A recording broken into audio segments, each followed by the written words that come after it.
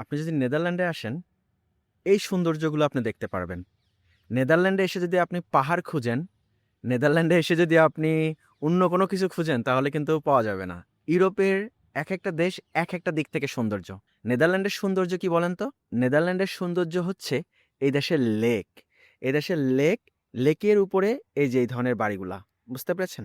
লেকের উপরে এই ধরনের বাড়ি যেগুলা আপনার কাছে লাগবে অসম্ভবনীয় সুন্দর। কোনোটাই কিন্তু বোট না, কোনোটাই নৌকা না, প্রতিটাই কিন্তু বাড়ি। আর আপনি দেখতে পারবেন যে, এই যে হচ্ছে বাড়ির পাশে আপনার একটা করে রাস্তা চলে গেছে, তার পাশে সুন্দর, সুন্দর একই ডিজাইনের সব বাড়িগুলা। এই ধরনের জিনিসগুলো আপনি নেদারল্যান্ডে দেখতে পারবেন। নেদারল্যান্ড কিন্তু অনেক এক্সপেন্সিভ। কতটা এক্সপেন্সিভ? একটা মানুষের একজন মানুষের মিনিমাম ৳১,০০,০০০ থেকে ৳১,২০,০০০ শুধু তার একজনের মাথা গোঁজার ঠাঁই করার জন্য বাংলাদেশী টাকায় পে করতে হয়। এই টাকায়ও হয় না, কারণ এখানে রেজিস্ট্রেশন দিয়ে সবকিছু দিয়ে অলমোস্ট ৳১,৫০,০০০ পে করতে হয়। আপনি যদি নেদারল্যান্ডে থাকেন তাহলে এই ধরনের টাকা পে করতে হবে। যার কিছুটা নমুনা আপনি দেখতে পাচ্ছেন। এই যে দেখেন, এখানে এই ঝোপের ভিতরে দেখেন এটা কি করছে, এখানে হচ্ছে একটা ঘর বানাইছে। এখানে তারা যাদের হচ্ছে হোমলেস তারা এখানে থাকে।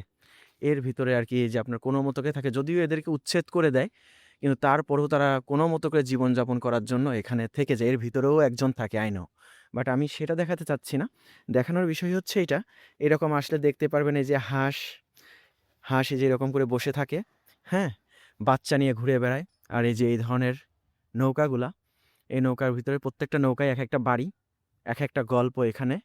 এই গল্প, এই সুন্দর, সুন্দর গল্পগুলা আপনি নেদারল্যান্ডে আসলে দেখতে পারবেন। এটা পৃথিবীর অন্য কোথাও গেলে আপনি দেখতে পারবেন না।